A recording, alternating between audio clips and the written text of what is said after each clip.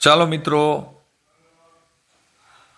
નમસ્તે વિદ્યાર્થી મિત્રો, મારી યુટ્યુબ ચેનલ પિયુષ સેરસિયાની અંદર આપનું હાર્દિક સ્વાગત છે. જો તમને મારા વિડીયો ગમે તો લાઈક, શેર અને કોમેન્ટ કરો. અને હજી સુધી વિદ્યાર્થી મિત્રો તમે મારી ચેનલને સબસ્ક્રાઇબ ના કરી હોય તો ખાસ સબસ્ક્રાઇબ કરો અને બેલ નોટિફિકેશન ઓન કરો, જેથી કરીને તમને નવા નવા વિડીયોના નોટિફિકેશન મળતા રહે.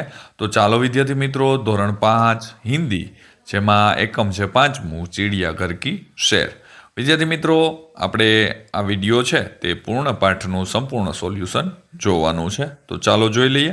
વિદ્યાર્થી મિત્રો, બીજી માહિતી આપી દઉં. ધોરણ 5ના દરેક વિષયના દરેક એકમના વિડીયો મેળવવા માટે નીચે ડિસ્ક્રિપ્શન બોક્સની અંદર પ્લેલિસ્ટ લિંક આપેલી છે. તેના ઉપરથી દરેક વિષયના દરેક એકમના વિડીયો મેળવી શકશો. તેમજ વિદ્યાર્થી મિત્રો, આ માત્ર તમારી સમજ માટે છે, નહીં કે ઉતારો કરવા કે કોપી કરવા. જ્યાં તમને મુશ્કેલી પડતી હોય ત્યાં તમારે મારા વિડીયોનો ઉપયોગ કરવાનો છે, અથવા તમે લખેલું હોય તે તપાસવા માટે મારા વિડીયોનો ઉપયોગ કરજો. અહીંયા પ્રશ્ન પહેલો છે, સહી વિકલ્પ ચુનકર, ખરાની નિશાની કરવાની છે. પહેલું છે, વહ સ્થાન જહાં પર હમ પશુ પક્ષી કો દેખને જાતે हैं, તો ચિડિયાઘર આવશે. બીજું છે, ખાલી જગ્યા કી ગરદન લંબી નહીં હોતી, તો હાથી આવશે. ત્યારબાદ ત્રીજું છે, હમ સવારી નહીં કર सकते, તો શેર કી. વિદ્યાર્થી મિત્રો ખાસ ધ્યાન આપજો, અહીંયા તમને પ્રશ્ન અટપટા પૂછવામાં આવેલા છે. ત્યારબાદ છે ચોથું, ગેંડે કી નાક પર ખાલી જગ્યા હોતા है, તો સિંગ. અને પાંચમું છે, इसमें से અલગ જોડ પહેચાનીએ, તો મોર અને શેર આવશે. प्रश्न नंबर 2, प्रश्नों के उत्तर लिखिए. एમાં પહેલો પ્રશ્ન છે, किसका मुंह काला और पूंछ लंबी होती है. ત્યારબાદ બીજું છે, बाड़े के में धीरे धीरे कौन टहल रहा था. गीता ने चलते हुए कछुओं को देखकर पत्थर चल रहा है ऐसा क्यों कहा. ચોથું છે, अपने देखे हुए पक्षियों के नाम लिखिए. પાંચમું છે, पालतू प्राणियों के नाम लिखिए. छठું, जंगली प्राणियों के नाम लिखिए. तो ચાલો આપણે તેમને કોમ્પ્યુટરાઇઝ જોઈ લઈએ. विद्यार्थी मित्रों, पहलो प्रश्न है कि भाई किसका मुंह काला होता है, तो लंगूर का मुंह है काला होता है. बाड़े में धीरे धीरे कौन टहल रहा था, तो बाड़े में जिराफ टहल रहा था. ત્યારબાદ ત્રીજો પ્રશ્ન છે, गीता ने चलते हुए कछुए को देखकर पत्थर चल रहा है ऐसा क्यों कहा. तो तेमा विद्यार्थी मित्रों, क्योंकि कछुए के ऊपर जो ढाल का कवच होता है वो पत्थर जैसा लगता है, इसलिए गीता ने ऐसा कहा. અને ચોથું છે, अपने देखे हुए पक्षियों के नाम लिखिए. तो मैं मोर, तोता, मैना, कौवा, बतख, कबूतर, चिड़िया आदि पक्षी देखे हुए हैं. प्रश्न नंबर 5 है, पालतू प्राणियों के नाम लिखिए. तो तेमा छे गाय, भैंस, भेड़, बकरी, घोड़ा, बैल, कुत्ता, बिल्ली आदि पालतू प्राणी है. छठू है, जंगली प्राणियों के नाम लिखिए. तो शेर, बाघ, हिरण, चीता, लोमड़ी, बंदर, भालू, गेंडा, जीरा, भेड़िया आदि जंगली प्राणी है. ત્યારબાદ प्रश्न नंबर 3 है, निम्नलिखित शब्दों को शब्द क्रॉस के क्रम में लिखिए.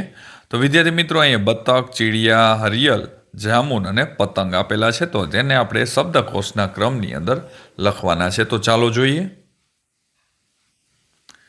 એમાં પહેલું છે કે ચીડિયા, જામુન, પતંગ, બતક અને હરિયલ આવશે. બીજામાં છે તીર, ઉલ્લુ, છાતા, જીરાફ અને બંદર છે, તો તેને આપણે શબ્દકોશના ક્રમમાં ગોઠવીએ તો અંબર, ઉલ્લુ, છાતા અને જીરાફ તીર થશે. ત્યારબાદ ત્રીજું છે ક્યા, કનક, કૂપ, કંગર અને કૃષિ છે, તો તેને ક્રમમાં ગોઠવીએ તો કંગન, કનક, ક્યા, કૃષિ અને કૃપ આવશે. ત્યારબાદ આગળ છે 4 નંબરે, તો કે ઔષધ, અંગ, ઇનામ, ઋષિ અને અનાજ, તો અંગ, અનાજ, ઇનામ, ઋષિ અને ઔષધ થશે.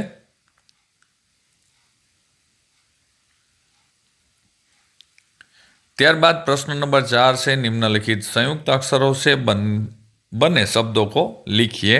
तो एमा विद्यार्थी मित्रों अहींया क्षत्रिय, अक्षर, क्षितिज અને પરીક્ષા.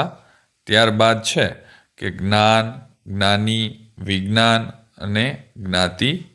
ત્યારબાદ છે ત્રિનેત્ર, ત્રિપુરા, ત્રિદેવ અને ત્રિશૂળ. આગળ છે શ્રમ્ય, શ્રવણ, શ્રોતા અને શ્રીમંત. ત્યારબાદ ક્રમિક, ક્રમ, ચક્ર અને ક્રૂર.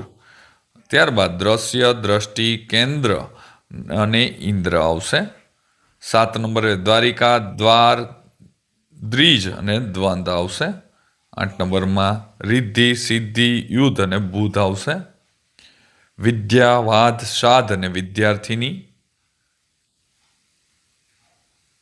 ત્યારબાદ 10 નંબરે સત્તર, સર્વોત્તમ, ઉત્કૃષ્ટ અને મહત્તમ આવશે.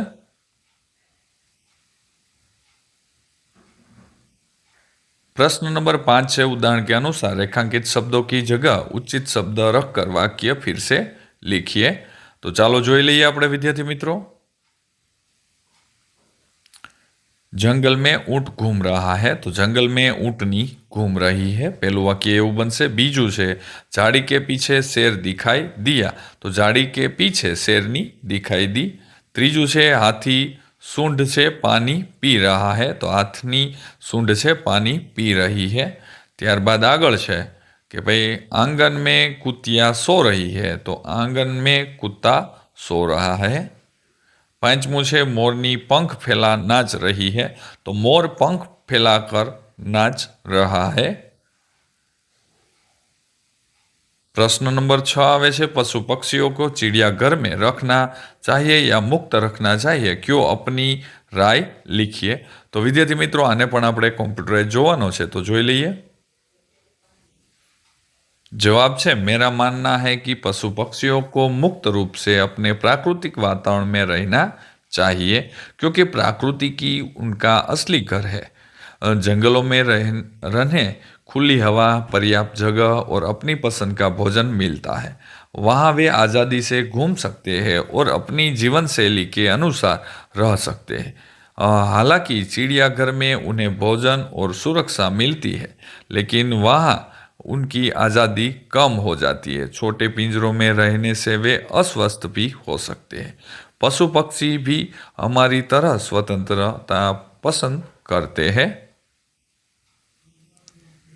ત્યારબાદ આગળ છે, इसलिए मेरी राय है मैं हमें पशु पक्षियों को बचाने के लिए जंगलों की रक्षा करना चाहिए, ताकि वे सुरक्षित और स्वतंत्र जीवन जी सके. चिड़ियाघर केवल बीमार या घायल जानवरों की देखभाल के लिए ही होना चाहिए. ત્યારબાદ પ્રશ્ન નંબર 7, नीचे दिए गए चित्र का वर्णन अपने शब्दों में लिखिए. तो विद्यार्थी मित्रों અહીં એક સરસ મજાનું ચિત્ર આપવામાં આવ્યું છે, તે પણ તમે પણ જોઈ શકો છો.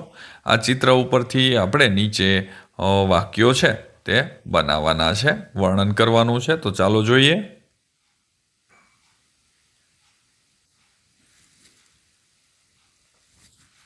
यह चित्र एक सुंदर बगीचे का दृश्य दिखाता है. पेड़ पर कई प्रकार के पक्षी बैठे हुए हैं, कई घोंसले में हैं, कई डाल पर बैठकर गा रहे हैं. वह एक बंदर भी पेड़ की टहनी पर खेल रहा है. नीचे जमीन पर एक लड़का बैठा है और उसके पास एक बिल्ली तथा एक कुत्ता आराम कर रहे हैं. चित्र में चिड़िया के लिए दाना और पानी रखा गया है. कुछ चिड़िया दाना चूम रही है और कुछ पानी पी रही है. कई पक्षी झूलते हुए पात्रों के दाना खा रहे हैं, जो विशेष रूप से पक्षियों को खिलाने के लिए लटकाए गए हैं. पास में एक गिलहरी भी दाना खा रही है. यह पूरा दृश्य बहुत शांत और सुंदर है. ऐसा लगता है कि यहाँ मनुष्य, पशु और पक्षी मिलजुल कर खुशी से रह रहे हैं.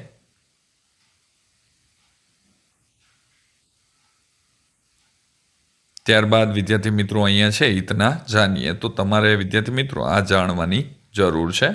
સ્વર અને વ્યંજન અહીંયા આપવામાં આવેલા છે, જે તમને શબ્દકોશના ક્રમની અંદર ગોઠવવા માટે ખૂબ જ કામ આવશે. અહીંયા વિદ્યાર્થી મિત્રો આપણો વિડીયો પૂર્ણ થાય છે, પણ જો તમને મારો આ વિડીયો સારો લાગ્યો હોય તો લાઈક કરજો, શેર કરજો અને કોમેન્ટ કરવાનું ભૂલતા નહીં. તો ચાલો વિદ્યાર્થી મિત્રો હવે મળીશું નેક્સ્ટ વિડીયોની અંદર. આવજો.